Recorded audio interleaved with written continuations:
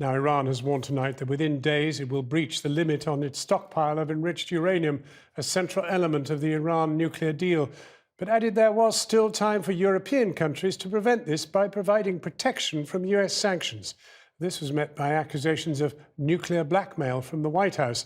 It comes a year after the US President Donald Trump abandoned the nuclear deal himself, and at a time when tensions between the two countries are rising over attacks on oil tankers in the Persian Gulf. Here's our foreign affairs correspondent, Jonathan Rugman. It is a crisis which arguably began in Washington when President Trump labelled these Iranian Revolutionary Guards as terrorists back in April and tightened sanctions on their country.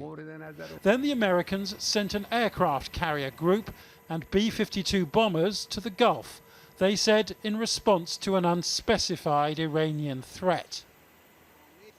Last month, President Rouhani announced that Iran was ramping up its nuclear fuel production, reducing its compliance with the deal that President Trump walked away from a year ago. And today, the Iranians chose one of their nuclear plants as the venue to announce that their supply of uranium will breach the deal's limit in 10 days' time, in what is a desperate bid to be allowed to sell oil. So desperate that a spokesman even delivered it in English. There will be another set of actions if, after 60 days, they will not implement their commitments. We are suspending, we are not revoking the commitments, we are not removing the commitments. Iran's economy is being crippled by US sanctions as the Americans are threatening any company anywhere which trades with Iran. The Chinese say they will defy Washington and carry on buying oil, but the Europeans have tried and so far failed to bypass the Americans.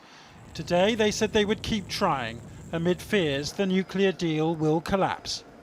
So our focus is not to enter into a blame game or giving responsibility for a collapse of a deal that might come. Our focus is to keep the agreement in place and keep the implementation of it. When President Trump pulled out of the nuclear deal, his administration claimed that it had failed to stop the Iranians from testing missiles or supporting militants across the Middle East.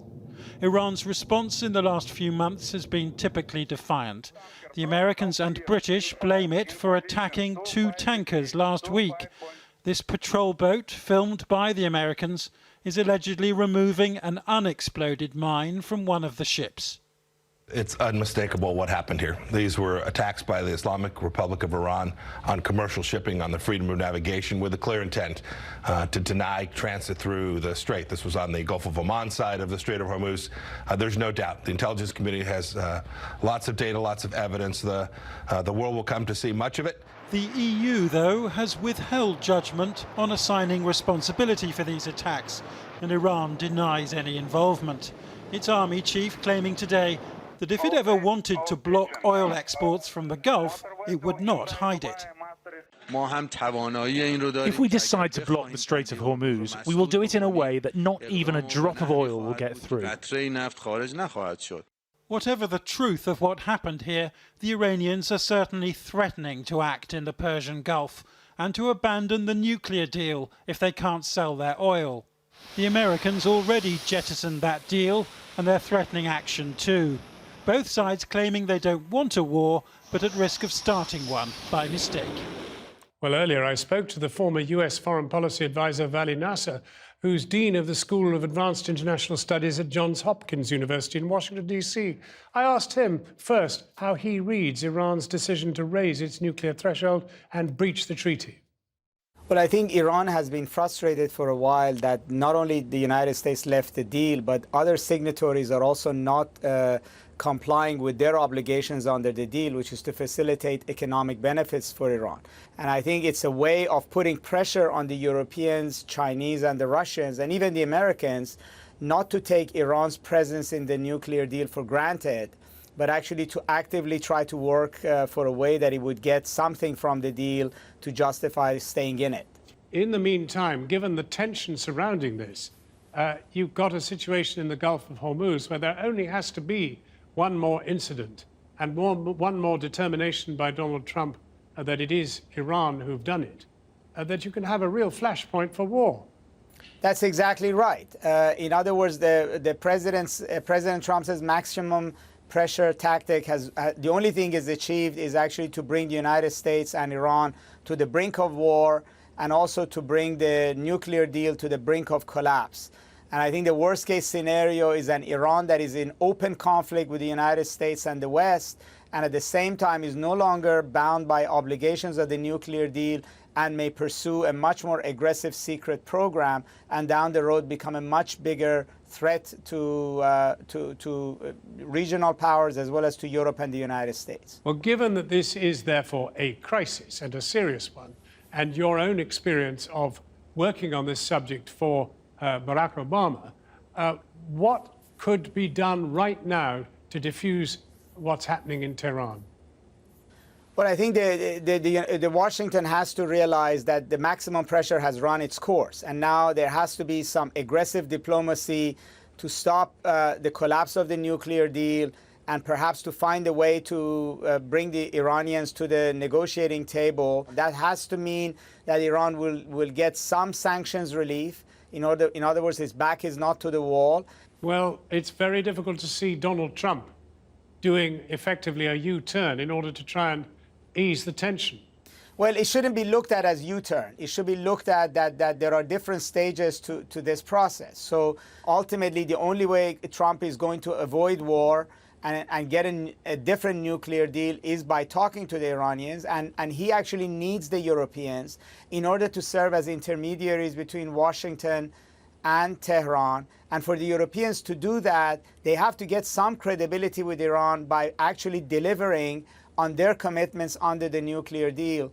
Realistically, the Europeans are all tangled up in their own problems, and one really wonders whether there is the kind of initiative that you're describing lurking around in the European governments and ministries to take the action you're suggesting.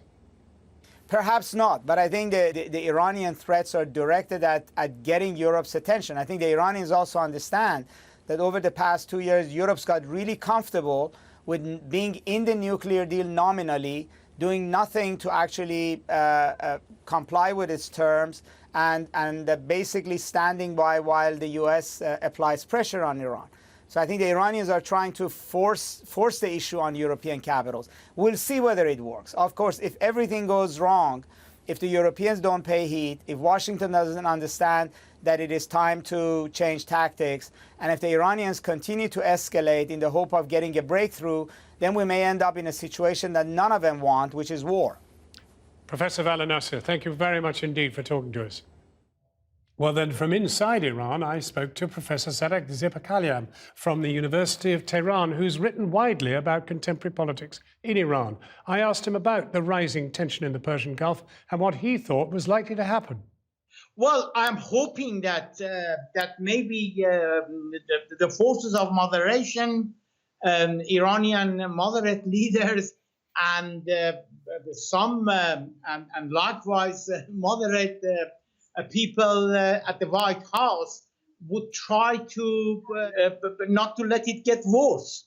Do you think that the pressure now from the more radical Iranian forces within the society is now beginning to assert itself, and that the government itself may have a grave difficulty resisting it?